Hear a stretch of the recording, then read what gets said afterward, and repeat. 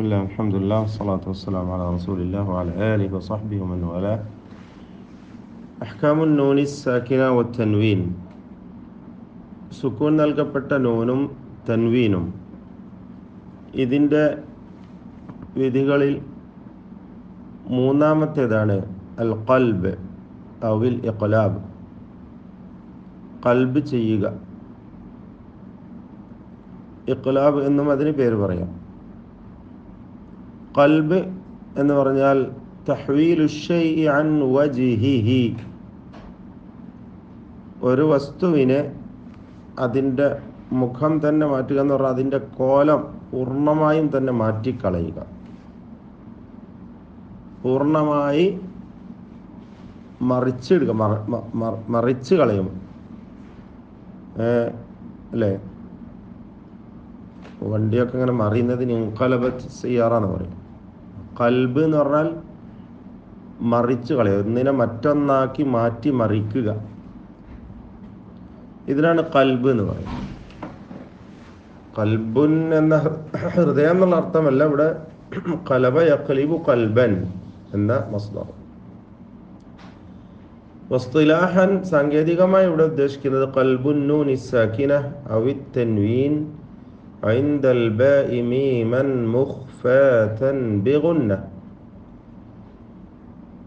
സാക്കിനത്ത നൂനിനെയോ തൻവീനിനെയോ ബാഇൻ്റെ അടുത്ത് വരുമ്പോൾ ഗുന്നത്തോടു കൂടിയുള്ള ഇഖ്ഫാ ചെയ്യപ്പെട്ട മീമാക്കി അതിനെ മാറ്റുക.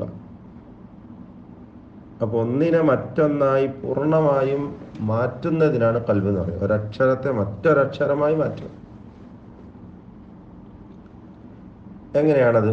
ഉദാഹരണം നിങ്ങൾക്ക് കാണുവാൻ കഴിയും സ്ക്രീനിൽ. മീൻ ബഅദി അല്ലേ, അവിടെ ആ ഉച്ചാരണ സമയത്ത് നമ്മുടെ ചുണ്ട് എങ്ങനെയായിരിക്കണം, അതാണ് അവിടെ ചിത്രത്തിൽ തന്നെ വ്യക്തമായി കാണിക്കുന്നത്.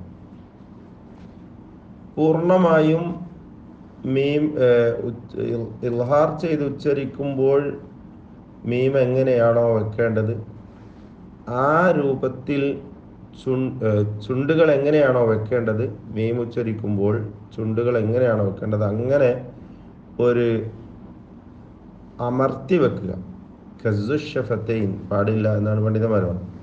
അങ്ങനെ പൂർണ്ണമായും മിം എന്ന് വ്യക്തമാവാതെ മീം എന്ന് ചുണ്ടുകൾ പരത്തി വെച്ചുകൊണ്ട് പറയുക.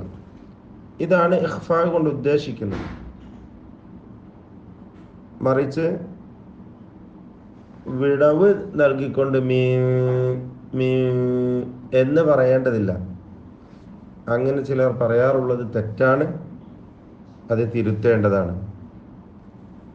മീൻ ബഅദി, ഇവിടെ മീം അവ്യക്തമായി മാറുകയാണ്. അപ്പോൾ മൂന്ന് കാര്യങ്ങളാണ് ഇവിടെ സാക്കിനായ നൂനിനെ അല്ലെങ്കിൽ തൻവീനിനെ ഖൽബ് ചെയ്യുമ്പോൾ അല്ലെങ്കിൽ ഇഖ്ലാബ് ചെയ്യുമ്പോൾ മൂന്ന് കാര്യങ്ങൾ ഇവിടെ സാധ്യമാകുന്നു, സംഭവിക്കുന്നു. ഒന്ന്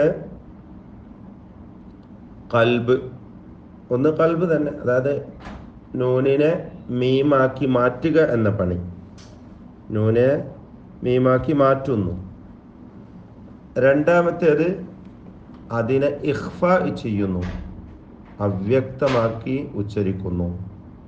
കാരണം സാക്കിനത്തായ മീം ബായിന് മുമ്പിൽ ഇഖ്ഫാ ചെയ്യണം എന്നതാണല്ലോ നിയമം.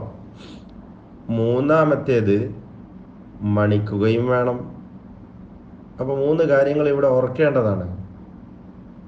ഒന്ന് മീമാക്കി മാറ്റണം, രണ്ടാമത്തേത് അതിനെ അവ്യക്തമാക്കണം, മറച്ച് മണിക്കണം, ഇഖ്ഫാ.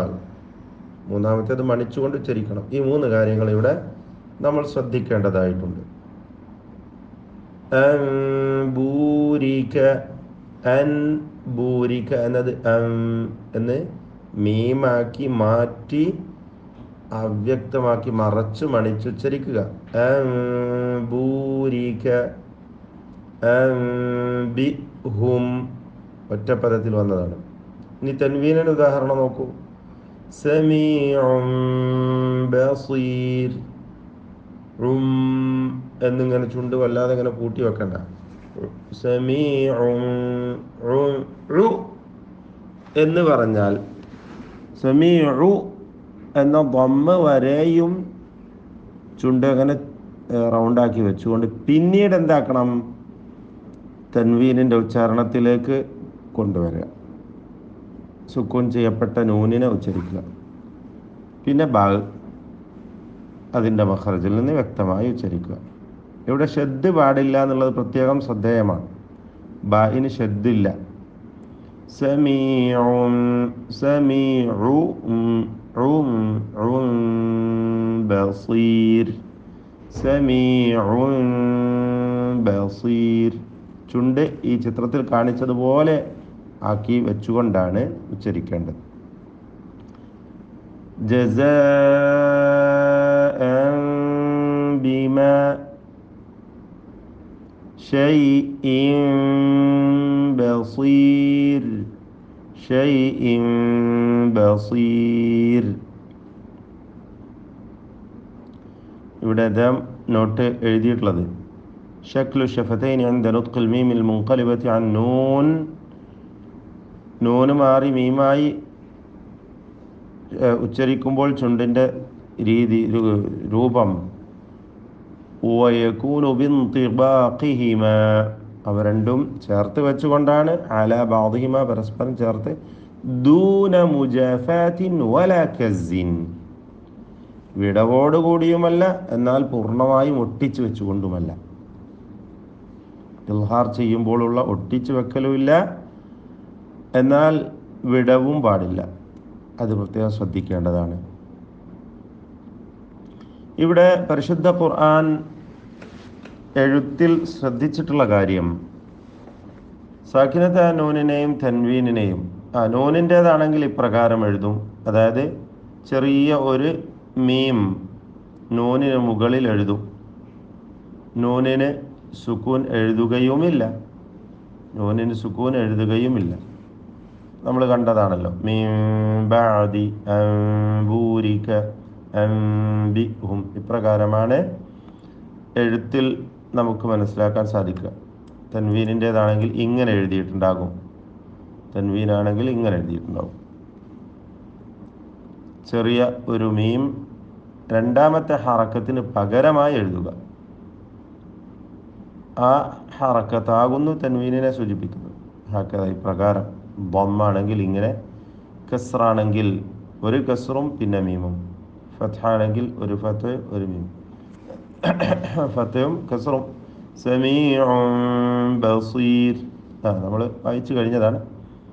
ജസാഅൻ ബിമാ ഷൈഇൻ ബസീർ.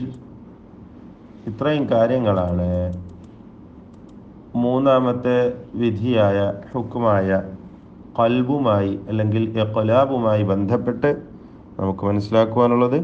ബാറക്കല്ലാഹു ഫീക്കും. ബിസ്മില്ലാഹിർ റഹ്മാനിർ റഹീം.